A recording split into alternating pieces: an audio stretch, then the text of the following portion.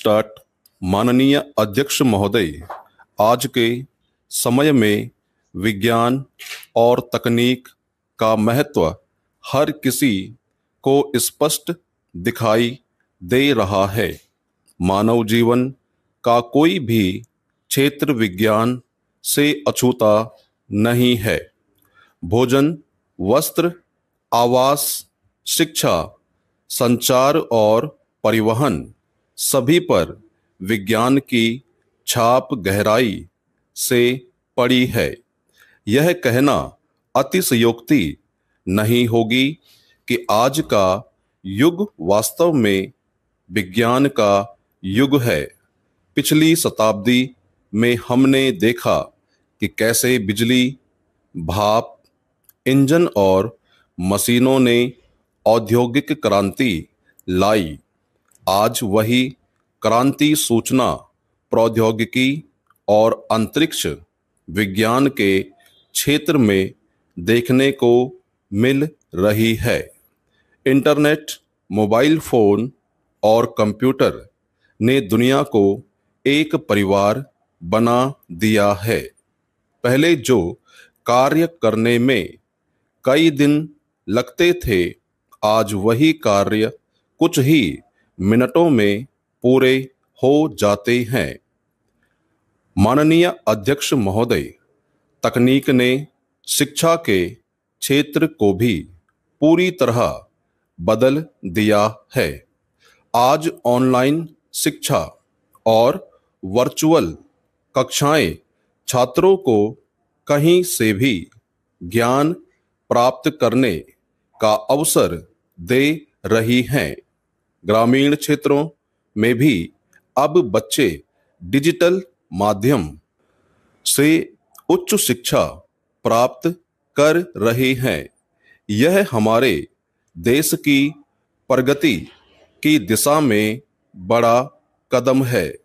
इसके साथ ही हमें यह भी समझना होगा कि विज्ञान केवल सुविधाएं ही नहीं देता, बल्कि चुनौतियां भी प्रस्तुत करता है।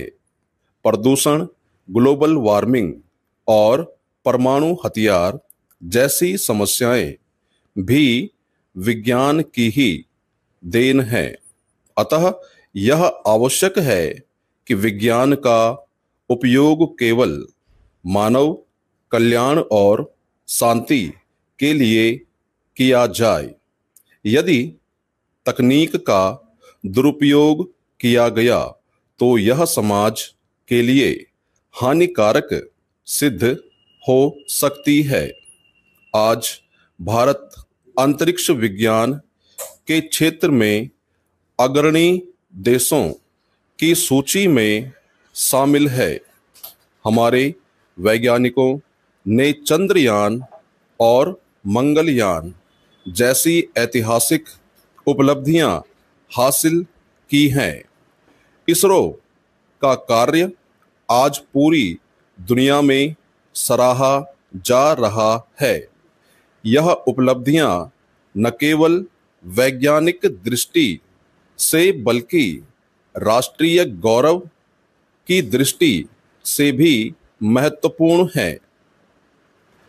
माननीय अध्यक्ष महोदय, यह भी सत्य है कि तकनीक का लाभ तभी संभव है जब आम नागरिक तक इसकी पहुंच हो। हमें यह सुनिश्चित करना होगा कि गांव-गांव तक इंटरनेट और मोबाइल सेवाएं उपलब्ध हों। डिजिटल इंडिया अभियान इसी दिशा में एक महत्वपूर्ण कदम है। यदि ग्रामीण क्षेत्रों में भी तकनीकी साधन उपलब्ध होंगे तो शिक्षा, स्वास्थ्य और रोजगार की स्थिति में बड़ा सुधार होगा। अतः यह निष्कर्ष निकालना उचित होगा कि विज्ञान और तकनीक मानव जीवन को सुविधाजनक और सुरक्षित बनाने की क्षमता रखते हैं, किंतु साथ ही यह हमारी जिम्मेदारी भी है कि उनका उपयोग संयम और विवेक के साथ किया जाए। विराम।